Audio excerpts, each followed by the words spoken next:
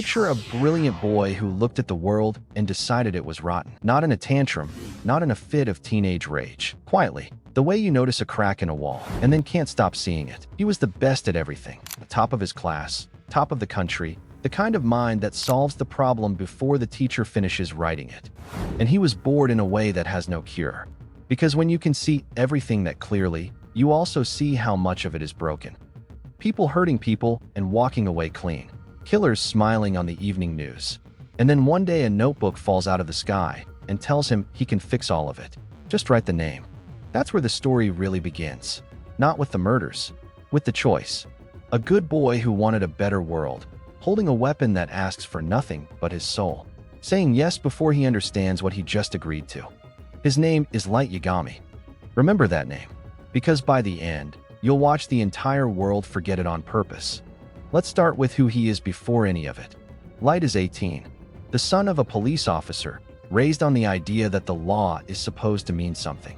He's gifted past the point of challenge, the type of student who's already mastered the lesson while everyone else is still copying it down. School bores him. The future bores him. He looks at adults grinding themselves to exhaustion inside a system that keeps protecting the guilty. Everything that happens next is that wound getting bigger. Then comes the notebook. Black cover. 2 words on the front. Death Note. The rules are written inside like a prank. The human whose name is written here will die. Light reads it and laughs it off, the way any sane person would. A kid's idea of a joke dropped on the school grounds. But the thought won't leave him alone. It sits in him all day. So that night, alone in his room, he tests it. There's a man on the news, a criminal who took a daycare hostage, a face the whole country is watching in real time. Light writes the name. He tells himself nothing will happen. He tells himself he's only doing this to prove how stupid it is. 40 seconds later, the man drops dead. Heart attack. And Light sits there shaking, because the alternative to coincidence is too enormous to hold. So he tests it again. A different criminal, a controlled time, a controlled cause. Every variable nailed down, so there's no room left to pretend. And it works exactly the way the book said it would. That's the real moment. Not the first death. The second one. The one where he can no longer lie to himself about what he's holding. Here's the thing about Light. A weaker person would have closed the book and never opened it again. A worse person would have used it to get rich or to get even. Light does something stranger and scarier than either. He decides to become a god. If he can kill the guilty with nothing but a name, then he can scrub the entire world clean. He can make criminals afraid to be criminals.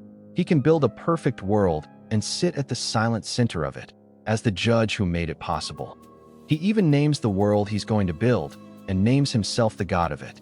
And the terrifying thing is how reasonable it all sounds inside his own head. He isn't lying to himself yet.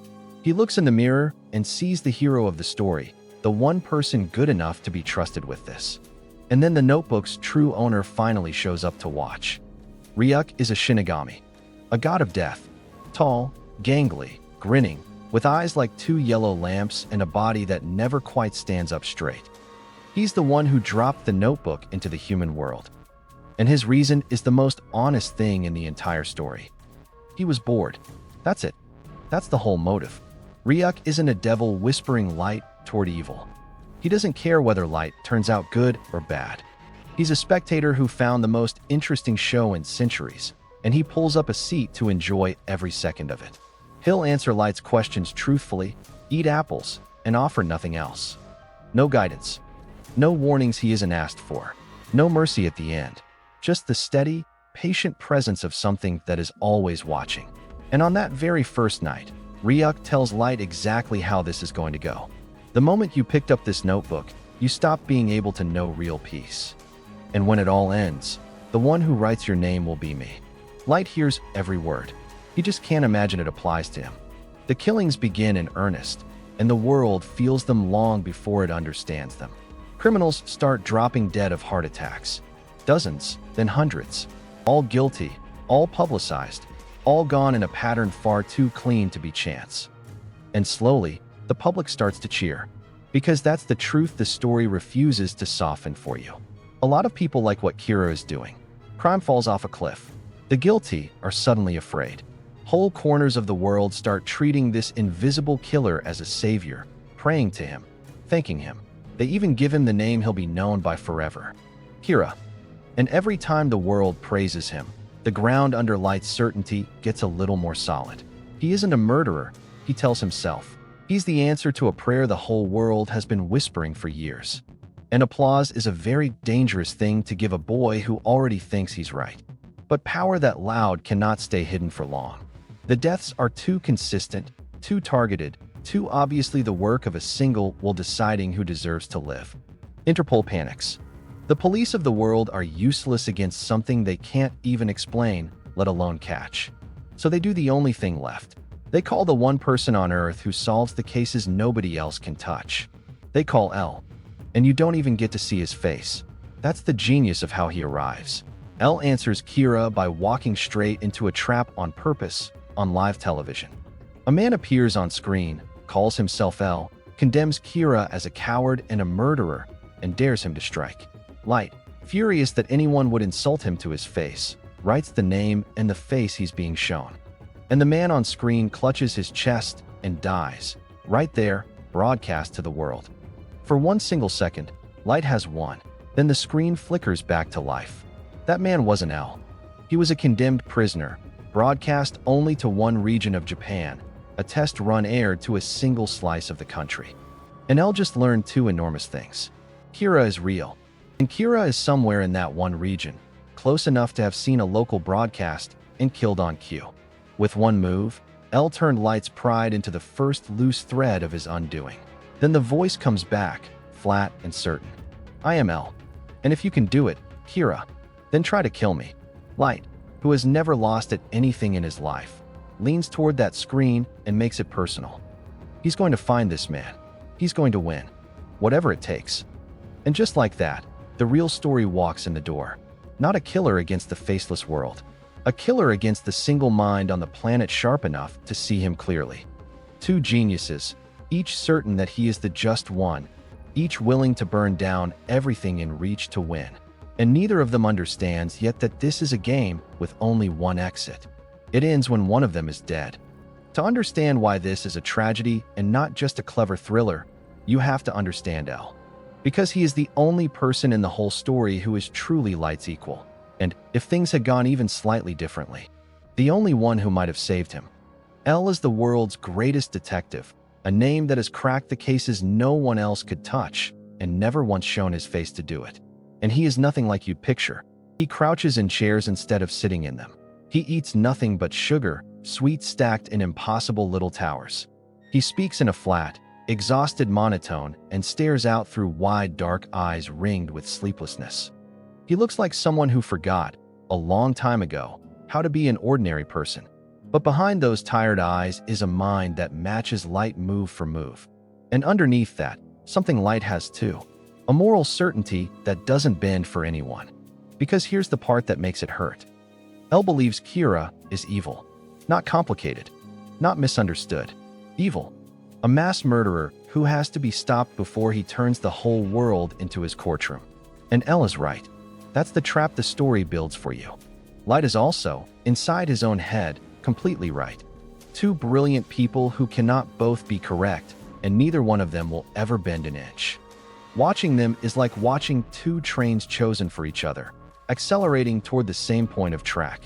You already know what happens when they meet. You just can't look away. Their first real contact is a quiet masterpiece of patience. L suspects Kira is in Japan, working from a student's schedule ruled by pride. So he builds his net carefully. And Light, too arrogant to let an insult slide, keeps reacting exactly the way L predicts. Now L knows more. Kira is young, organized, emotional underneath the control. The detective pulls together a small, hidden task force inside the Japanese police. And at the very center of it, by terrible accident, sits Soichiro Yagami, Light's father, a good man, an honest cop who has given his whole life to the law. He's hunting a killer with everything he has, and he has no idea that the killer is sleeping just down the hall, eating breakfast at his table, calling him dad. Every scene with Soichiro carries a weight Light keeps pretending not to feel. His father believes in the law with his entire heart. His son has appointed himself above it, and they love each other. That's exactly what makes it unbearable to watch. L closes the distance one careful inch at a time. He brings in a team of FBI agents to secretly shadow everyone connected to the investigation, watching for anyone whose behavior doesn't add up. And one of those agents, a man named Raye Penber, ends up assigned to tail Light. This is where you watch the boy who wanted a better world commit the murder that proves what he's becoming. Because Light doesn't just kill Penber. He plays him like an instrument. Through an elaborate trap on a hijacked bus, he corners the agent into unknowingly handing over the names and faces of every other FBI agent on the case. Then Light kills all of them at once. 12 people, gone in a single stroke. And these aren't criminals.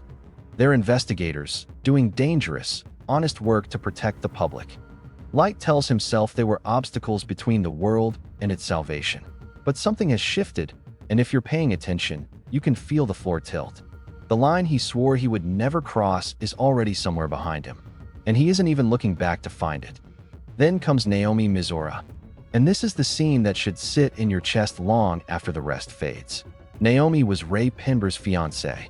She's a former FBI agent herself, brilliant, grieving, and dangerously close to working out exactly how Kira kills. She's on her way to bring everything she's figured out straight to L, and Light intercepts her first. He can't simply write her name, because she's too careful to give it, so he does something so much colder. He pretends to be the helpful, worried son of a police officer.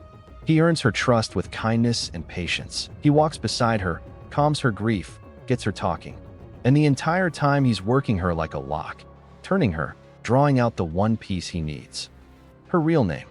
The instant she gives it to him, she's already dead and doesn't know it.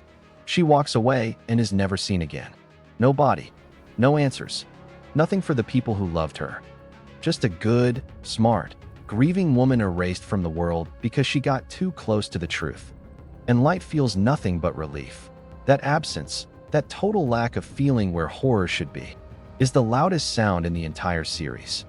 Now the two minds finally come face to face, and neither one blinks.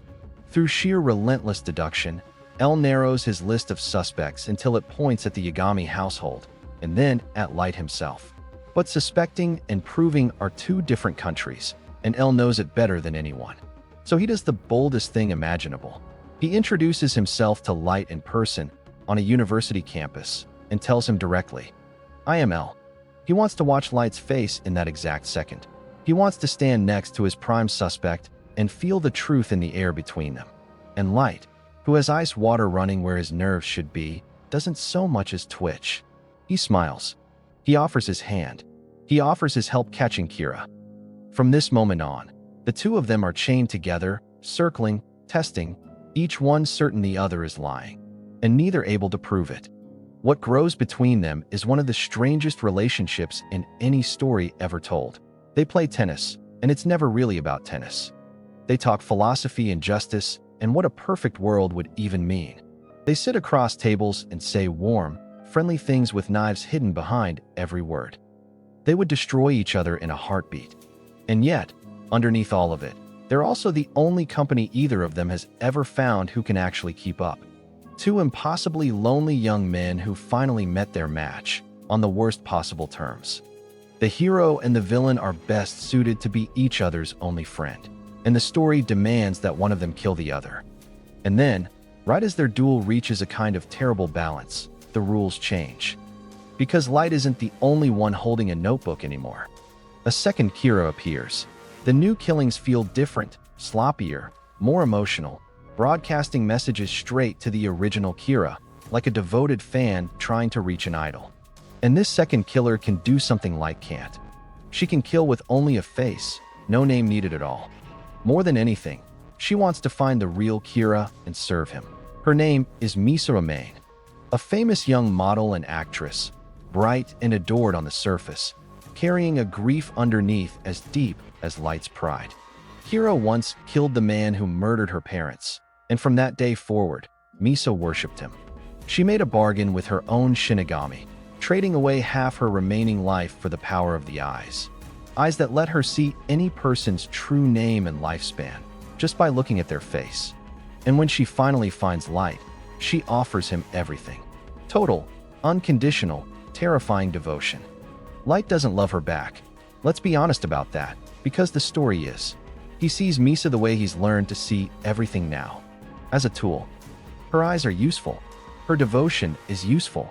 Her willingness to die for him without a second thought is the most useful thing of all. He uses her, manages her, keeps her close enough to control and never once close enough to matter.